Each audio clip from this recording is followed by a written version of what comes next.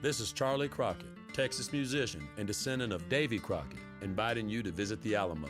It's not the same Alamo you, remember.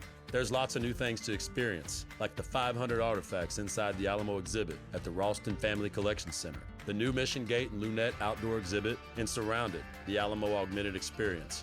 It's all part of an ongoing restoration and expansion that will write the Alamo's next chapter. So don't wait. Plan your visit today at thealamo.org.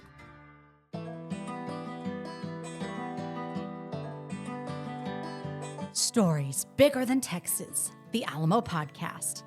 A simple flag with its gold fringe flew at the Alamo during the fateful battle on March 6, 1836.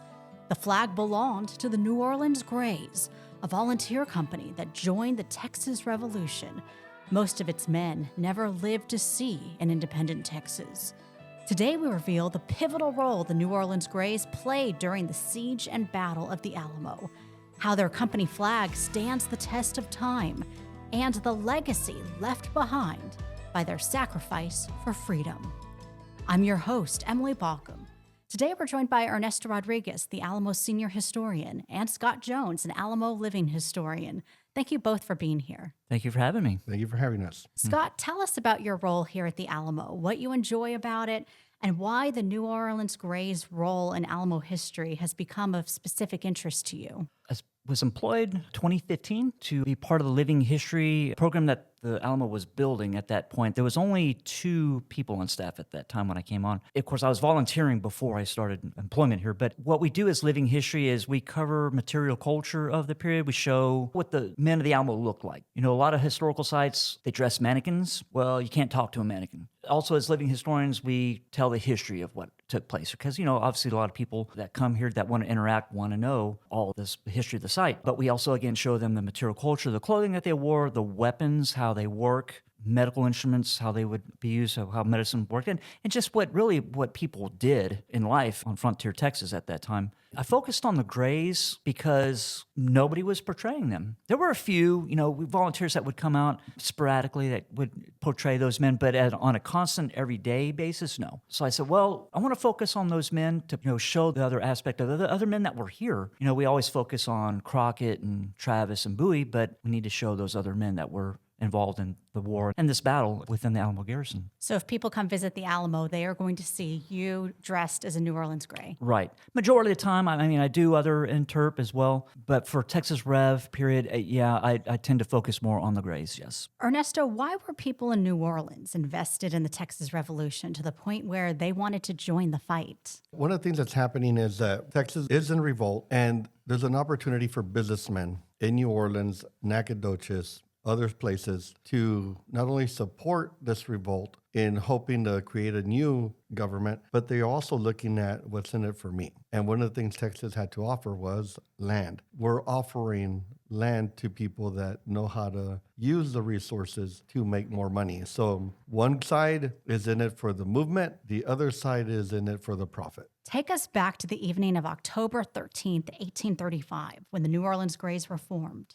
Word gets to not just New Orleans, but Louisiana in general, that the war has begun. Shots have been fired. Of course, that comes from more of a skirmish at Gonzales. It was more of a skirmish than a battle, really. But in fact, Sam Houston sent a letter, and it ended up at Natchitoches, Louisiana, and in the Red River Herald newspaper there, and printed out that we need men. Bring a rifle, bring 100 rounds, and we've got a lot of land available that we're going to provide for you for service if you come fight in this war. Well, that reaches New Orleans, and word is spreading around the city. Now, there were men in New Orleans, entrepreneurs, if you will, prominent businessmen. Some of these men had vested land interests involved in Texas, and they don't want to lose that. So they said, well, we know the war has started. We're getting word of that. What can we do to help? And so we're going to hold a meeting at a place called Banks Arcade. Now, Thomas Banks was the owner of the building. It was 3 stories, and it took a whole block. It was on Magazine Street. And this building was used as meetings for men advocating for Texas independence. These businessmen had been talking about Texas breaking from Mexico before the war had even started. And the more prominent of these men was a man named William Christie. He was a lawyer. He was also notary public, and his office was in Banks Arcade. So he's promoting this meeting that they're having, and they actually posted posted broadside posters throughout the city. So it attracted a lot of people in that region. Just like with any meeting, a committee is formed. They're known as the Texas Committee, and William Christie was elected head of this meeting, or president, if you will. And then James Ramage was elected secretary of this meeting. And they select 3 men to form a committee to draw up resolutions of what we're going to do to help Texas. There's 6 resolutions that they pulled up, and one of those was, we're going to sign up men to volunteer, and we're going to provide you with the equipment you're going to need to get to Texas, into Mexico, and help in this war. There was a man named Adolphus Stern who played a big role in that. Yes, so he was from Germany. He actually arrives in Texas in 1824, and he was involved in the Fredonian Rebellion of 1826. So he already had kind of the Mexican government, I should say, was kind of keeping an eye on him, if you will. But he's in New Orleans at the time to sell land,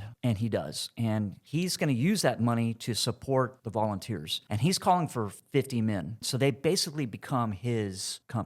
He's saying weapons. I'll give you weapons to the first 50 men. Weapons. I'm going to give you knapsacks, canteens to help get you there. And I'm going to get you there as well. So he plays a large role. He's one of the first speakers to speak at this large meeting at Banks Arcade, because it was throngs of people that showed. Not everybody could fit in the building. Some people had to stand outside. So yeah, he's advocating, we're going to come help. I'm going to supply you with all this and get you there. 2 companies were formed that night. And while they called themselves the New Orleans Grays, they were not all from New Orleans. No, they were not. Majority of those men were from the United States that had gone to New Orleans looking for a better life, employment. But you had immigrants that had settled there from England, Irish that were there, Germans, and they're signing up. They want to take part in this because, as Ernesto said, what's in it for me? I'm going to get some land out of this. I looked at just the Alamo defenders in the New Orleans Grays. From the United States, we had defenders from the New Orleans Grays from Virginia, Ohio, New York, Tennessee, Pennsylvania, South Carolina, Massachusetts, and Missouri. And then from Europe, Germany, England, and Ireland. So it just goes to show this movement attracted a lot of people who wanted to join the New Orleans Grays and come to Texas. Right. And again, it's about helping the people of Texas gain their independence from what they saw as a dictatorship. But yes, again, the other aspect is to acquire land, because a lot of these men, if you own land, you're somebody important. And once you have that land, you can do whatever you want with it. That was the other reason why they're coming here. They may not all have been from New Orleans, but as the second half of the name suggests, they did wear gray uniforms. So that's another topic of debate among historians of what they're actually wearing. We know earlier there was a lot of people advocating that they were wearing U.S. Army surplus uniforms. We now know that they were not. So it's a mix of clothing. We don't exactly know, to be honest. Well, all we know is they were wearing gray clothing. In fact, Hermann Ehrenberg, he's one of the youngest men that signed up with the Grays. He was from Germany. He says that they found clothing already made fit to wear in the prairie. It's kind of a vague description, but there's also another description by a man that was in the Grays. His name was Ebenezer Smith Heath. He ends up getting killed in the Goliad Massacre, but he wrote a letter to his mother in March of 1836 before the massacre, and he said that they had suits made of gray with sealskin caps. So again, another vague description.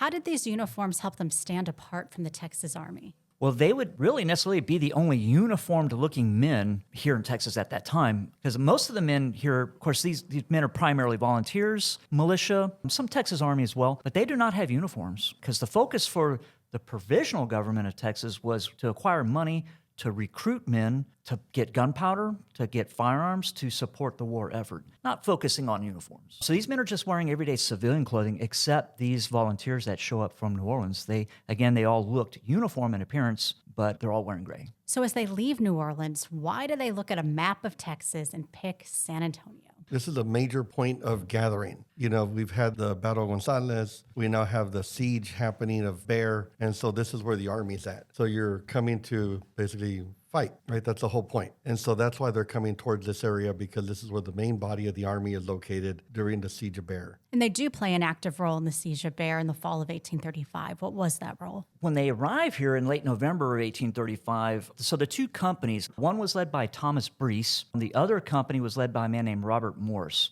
Now, Morris's Grays arrive here to the Texian camp first, before Breese's Grays show up. When they arrive, Morris is made a major in the Texas Army. So then the command goes to William Gordon Cook. He then takes over Morris's Grays. So now they're basically known as Cook's Grays, if you will. They were put into the 1st Division led by a man named Frank Johnson and another man named James Grant. When Breese's Grays arrive, they're put in command under Ben Milam. And they would both attack San Antonio de Bejar on the morning of December 5th. They had objectives that they had established what they were going to do that first day. And Johnson, his goal was to take the De La Garza house. And then Milam's goal was to capture the Vet and Mindy house. And they do that. They played not a supporting role, but an active part in the actual battle of storming San Antonio de Bejar. After they captured those 2 buildings, now the goal is to take the plaza. So if you capture Main Plaza, you have the town. And so the Grays, their goal was to take what was known as the priest house. They attack it from the north end, and there was a door. It had an arched opening, and the opening on the top the arched door was open, I should say. So they actually had to go over the door to get into the house. And when they fell down into that house, they would fire, which would drive out any Mexican soldiers that were in the house. They get in, and there was 2 6-pound cannons in Main Plaza that they had to capture. Well, they tried to do that, but because of heavy firing, I mean, you had Mexican troops on the tower of San Fernando Church as snipers, and again, the Mexican artillery. So they couldn't really capture the guns to use, so they had to what's called spiking the gun, where you drove a nail into the touch hole of the cannon to disable it. And one of the Grays, his name was John Belden, he sneaks out of the priest's house. He does spike the cannon, and he gets back into the priest's house. He shuts the door, and a musket ball goes through the door, strikes him in the nose, and hits him in the eye. So he loses his eyes. So he's pretty much done. And he would end up going back to New Orleans for medical treatment. But that morning, the following morning, I should say, this would be December 9th, the following morning, the Mexican army quit. They kind of gave up. Most of the Mexican troops that were in the town had fled into the Alamo and were surrendering. And so William Gordon Cook, leading that company Grays, he accepts the surrendering of the Mexican troops. He takes them to Colonel Burleson. They end up signing the capitulation agreement to vacate Bejar. So they played a pretty active role in taking San Antonio de Bejar. A little bit of geography. The De La Garza house would be located on the current streets of Soledad and Houston, right on the corner. The Veramendi house is now a hotel on Soledad Street, right in the middle. And the priest house would be right around the corner off of Commerce between Soledad and Main. If you've been to the Alamo, this is all walking distance, all of this history. Now, after the Texas victory in the Battle of Bear in December 1835, we see the New Orleans Grays split off. One group stays in San Antonio, the other goes south. Why does that other group go south? December 13th is when the Mexican Army General Cos and his men pull out. Well, that same day is another group of men arrive here that not a lot of people know about, and they're known as the Mobile Grays. Mobile, Alabama? Correct, right. They were actually formed by James Butler Bonham. What you start to see is word is spreading that we're going to take Matamoros, Mexico. So Frank Johnson, James Grant, they're the 2 men leading this. They're like, we need to go take Matamoros. It's a port town. There are Federalists down there. We want to draw them on our side, Centralists too. So what you start seeing is reorganizations happening of companies to join this expedition. And it was roughly about 200 men total. And they leave on January 1st. So they're heading south. They want to go to Goliad. They know that Philip Dimmitt has command of Goliad, the Presidio La Bahia down there. They have supplies, and they want to try to get some of those supplies on their way to Matamoros. The group that stayed here in San Antonio had the 18-pounder cannon made famous in the Alamo siege. Yes.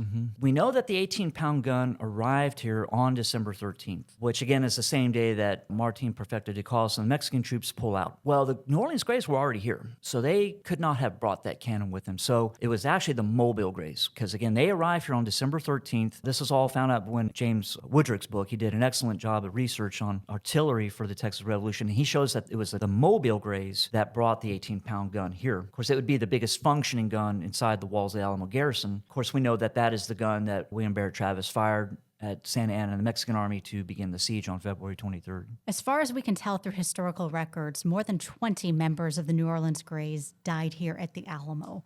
What were some of their stories? Well, there's not a lot that we know about these men. Again, 22 of them. The more prominent of these men was a man named John Baugh. He was actually made adjutant under James Neal. And James Neal, he was the original commander of the garrison, and he would remain adjutant when William Barrett Travis is then made commander of the Alamo garrison. And it's believed that he, on the morning of the battle, March 6, 1836, he's the one that actually sounded out the alarm that the Mexican troops were attacking. Now, there was also a man here named William Howell. He was from Massachusetts, but he had been living in New York prior to coming here, and he was a doctor. And so it's believed that he may have actually been with Amos Pollard in the hospital on the morning of the battle. So we know that he was one of the doctors in the garrison. There were 7 doctors actually in the garrison. So, and the other men, Robert Musselman was one of them. He was from Ohio. He had actually had served in the U.S. Army in the Seminole Wars prior, so he had military experience. He was made a sergeant, if I recall. Ernesto, the 2 men from Germany who died here were part of the New Orleans Grays. We honored them last year by laying a stone from Germany inside the Alamo Church underneath the German flag to represent those defenders. But we don't know a lot about these defenders. They were here, they gave their all, but that's the mystery of history. Yes, it is. It's one of those things that the unfortunate thing about the Battle of the Alamo, the records that were here, if we were lucky enough for them to be sent to Mexico and they survive, they're in an archive in Mexico. But the unfortunate thing is, if there were records here that were taken with the Mexican army as they moved towards San Jacinto, they may have been lost. And so we don't know a lot because, well, the victors will lose. And so a lot of the records are no longer with us. And so it makes it a really interesting thing for us to try to piece together a history using what we have. And the thing when you look at all the men that are fighting here from wherever they're from, one thing stands out, and it's they're looking for an independent country, set up a republic. It's the age in which people are looking towards something better. And so you want to see that come to fruition. Unfortunately, they never get the opportunity to experience it. Tell us about the famous New Orleans Grays flag that flew at the Alamo during the battle. Thomas Breese and his Grays, the boat they were on was called the Washita, and they go up the Mississippi River, turn and go up the Red River, and end up at Natchitoches, Louisiana. They get off and they march across. Now, when they cross the Sabine River, and that was the thing too, is this was Adolphus Stern's Grays that he had promoted, and he had gone ahead of them to Nacogdoches. Well, before these men come into Texas, we know that Adolphus Stern had gone through St. Augustine, and he had told them, I've got men coming. So the ladies there made a flag for them to show their appreciation of, hey, you're coming to fight for our independence from Mexico. So when Breese's Grays cross the Sabine at Gaines Ferry, they're met by these women and they present them this flag. And the flag read, First Company of Texian Volunteers from New Orleans. It was an azure blue color flag made of silk, and it had gold fringe around on the edges. And they would carry that flag with them. They went on to Nacogdoches, Texas, were given supplies, horses, and they rode by horseback from Nacogdoches to San Antonio de Bejar.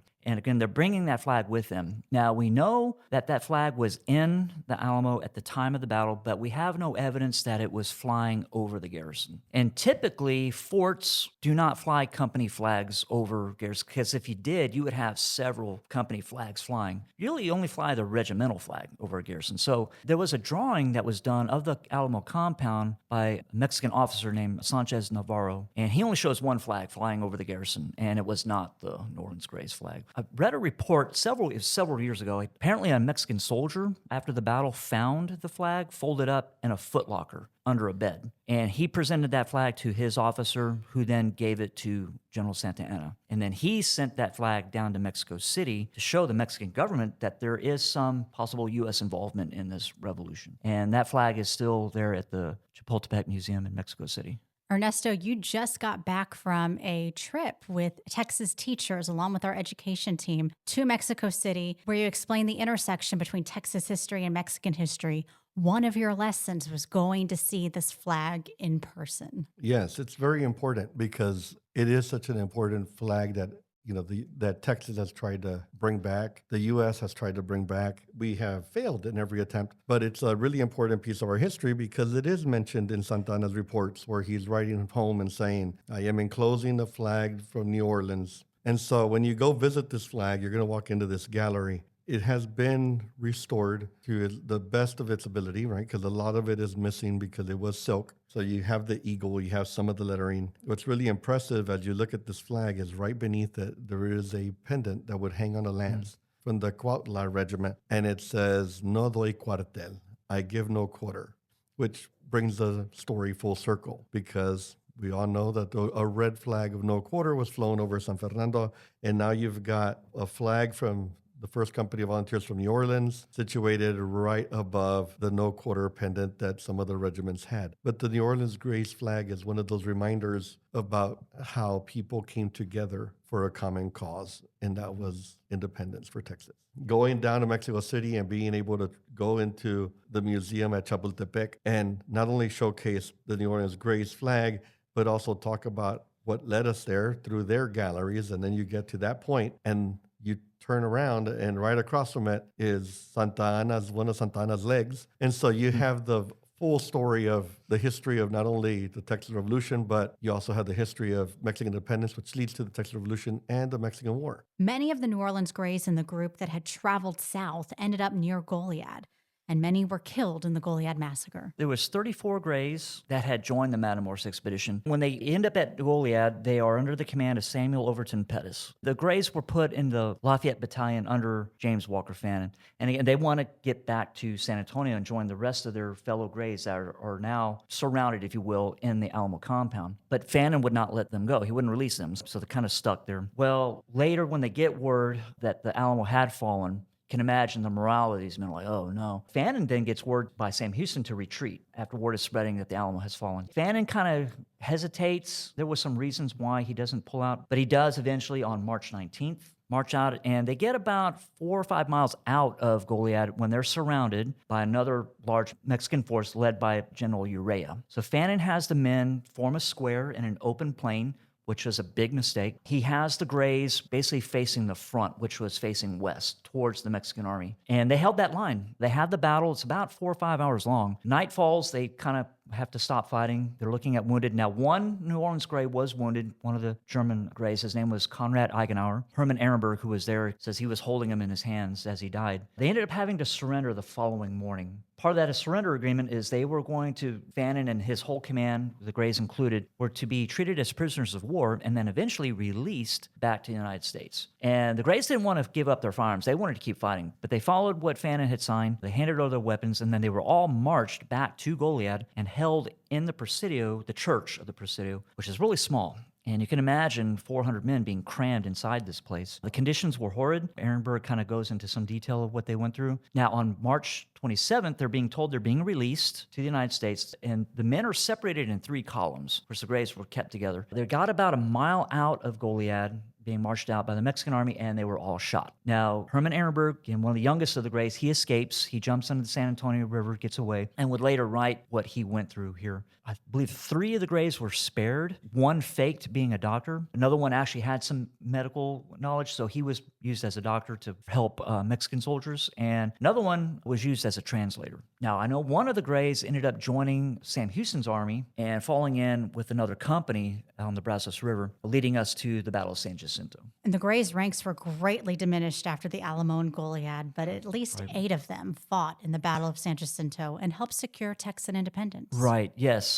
So 8 of them ended up fighting in that battle with the Texian army. John Belden, the man that was severely injured in the Battle of Behar, one had shot his nose and his eye, he would return. Wow. And yeah, it's kind of amazing. And he would fight at the Battle of San Jacinto. William Gordon Cook, when he was released by James Walker Fannin and sent to Washington on the Brazos, he would actually fall into Sam Houston's officer command and made a major. And he would fight at the Battle of San Jacinto as well. He was the only officer of the New Orleans Grays that went on to survive. The other 6, some were men that were wounded, went to New Orleans and came back and fought as well. When you talk to Alamo enthusiasts today, so many of them greatly admire the New Orleans Grays and are fascinated by the history. What about them has captured the imagination through the centuries? So it's that sense of pretty much putting your life on the line to come help people that you don't know in another country to gain their independence. It's that sense of, my father fought in the War of 1812. My grandfather fought in the American Revolution. Now, this is my opportunity to help people get their independence and possibly form another country as well. So it's that sense of independence, that strong drive of independence at that time. We're going to come help people, hopefully win this war and become part of it. A lot of people out there don't know a lot about these men, is what I'm trying to get at. So it's important that these men are recognized. They played a pivotal role. It wasn't just, the Alamo, of course, but the Texas Revolution as a whole that they played a part in. One of the things that I feel has been captured is that idea of the sacrifice that these men made, men that were from all over the world coming to fight for a cause that they believed in, which was independence. And at the same time, the fact that that flag that they had with them that represents that group was captured, taken to Mexico City, and is now on display is one of those things that they long for its return. And so it keeps drawing people in because of that mysterious flag that you can go see, but it hasn't come home. Ernesto Rodriguez and Scott Jones, thank you so much for joining us. Yes, thank you for having me. Appreciate it. It is our pleasure. Be sure to check out the podcast notes. We've linked to a photo Ernesto took of the New Orleans Grays flag on display in Mexico that flew at the Alamo during the battle. We've also linked to a piece of art in the University of Texas at San Antonio's special collection depicting an Alamo defender falling to the ground beneath a New Orleans Grays flag. You've been listening to Stories Bigger Than Texas, the Alamo Podcast.